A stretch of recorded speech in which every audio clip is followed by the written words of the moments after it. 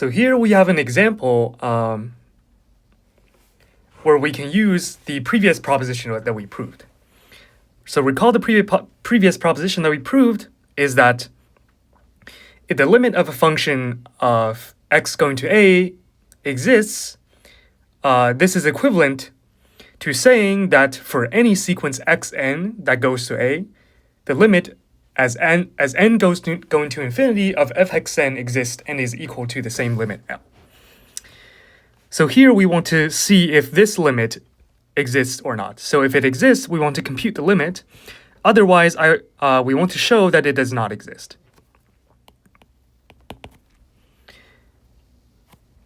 So I need to check that for any sequence xn going to 0 and yn going to 0, that the limit of n going to infinity of xn squared yn x to the fourth n plus y to y squared n exists and are equal.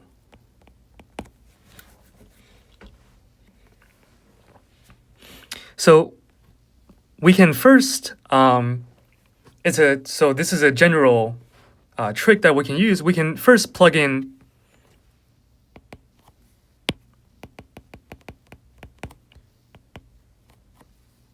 So we can first try to set xn equal yn for all n.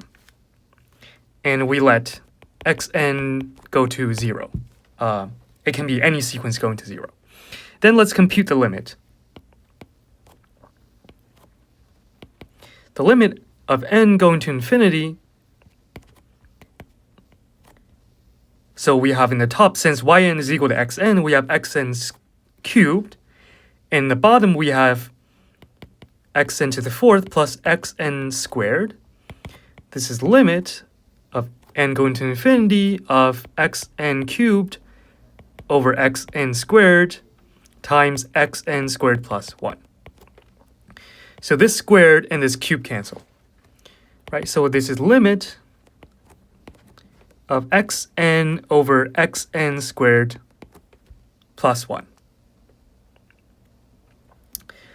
So we can now just take limits on both top and bottom. So this goes to 0, xn squared goes to 0.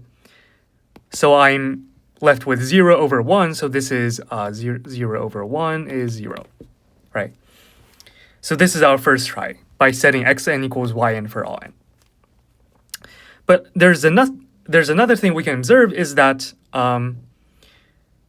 it looks like in this function that the power of x is always 2 times the power of y, right? So why don't we try setting x, try setting y equals xn squared, right? So let's try again yn equals xn squared. Now our original limit becomes the limit of n going to infinity. So xn squared yn becomes xn to the fourth, and my bottom becomes xn to the fourth plus yn to the fourth. Sorry, xn to the fourth.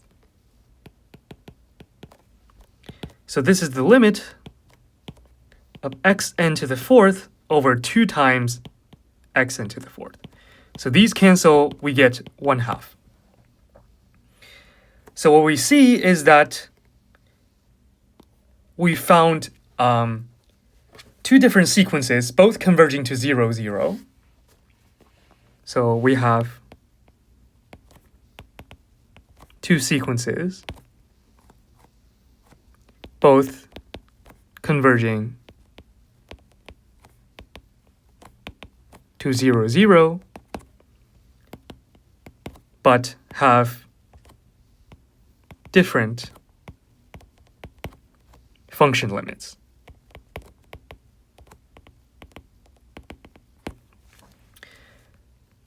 So it must mean that my original limit does not exist.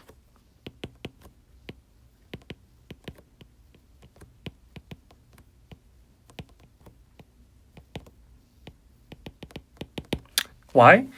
Because if it were to exist, then I know that for any two sequence I pick, both converging to 0, their respective limits must be equal. And since I found two sequences such that their function limits are not equal, the original limit cannot exist. So we are done.